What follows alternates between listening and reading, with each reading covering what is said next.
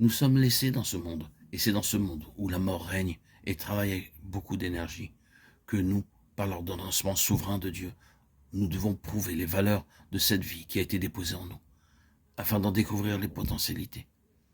C'est une découverte expérimentale. Cela se résout en une bataille entre ce qui est dans ce monde et la vie qui se trouve dans le croyant. C'est la bataille pour la vie, non pas avec le risque de perdre cette vie, mais la bataille pour l'expression triomphante et la pleine manifestation du pouvoir de cette vie. Là est la contestation. Nous pouvons avoir la vie éternelle, cependant cette vie peut être étouffée dans notre être intérieur, sans expression, sans manifestation, sans aucune issue triomphante. Cette vie peut être là, mais à l'étroit, comme étouffée.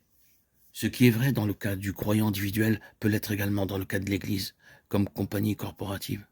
Elle peut avoir la vie éternelle, et qu'il n'y ait cependant aucun témoignage qui exprime la présence de cette vie, ou alors dans une mesure si limitée.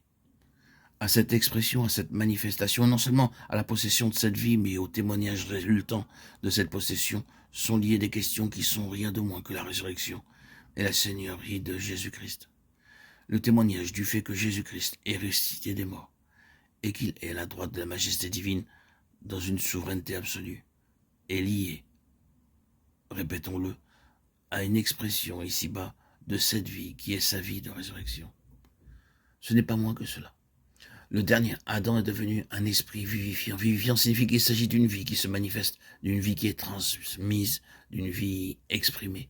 Et si cela n'est pas illustré dans et par le croyant et à travers l'Église comme étant un tout, il y a quelque chose de perdu pour le témoignage du Seigneur Jésus. Comment doivent être données la preuve de démonstration, l'évidence, l'établissement certain du fait que Jésus est vivant étant sorti de la mort et qu'il est Seigneur? C'est par l'expression triomphante de sa vie dans les siens. Ce n'est pas par une déclaration doctrinale. Que Christ soit ressuscité des morts et qu'il est Seigneur, cela n'a jamais été prouvé par des déclarations doctrinales. Votre confession de foi peut inclure le fait que vous croyez que Jésus est mort, qu'il est ressuscité, qu'il est monté au ciel et qu'il est à la droite de la majesté divine. Mais comment allez-vous prouver votre déclaration? Quelle est l'évidence donnée par Dieu à ce sujet? Vous pouvez le croire, être disposé à donner votre vie pour cette foi, déclarer ce que vous croyez avec beaucoup d'insistance et de force, et cependant, cela ne veut pas dire que vous êtes en train de prouver ce que vous dites. Vous ne prouverez jamais rien par des paroles. Je crois de toute ma force que cela est ainsi. Vous ne prouverez jamais une chose par le fait de vous lever et de déclarer que vous la croyez, ni en disant je crois tout ce qui constitue la base de la foi chrétienne, ni en portant un nom qui montre que vous croyez en l'inspiration de la Bible. Jamais rien n'a été prouvé de cette manière.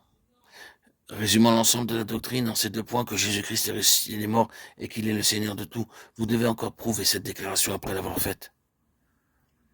Si vous avez fait appel au fait que la parole de Dieu dit cela, ce n'est pas pour autant que vous avez prouvé quelque chose. Vos preuves ne le seront jamais par le fait d'arguments, car ce qu'un argument peut apporter dans un sens, tel autre peut l'enlever.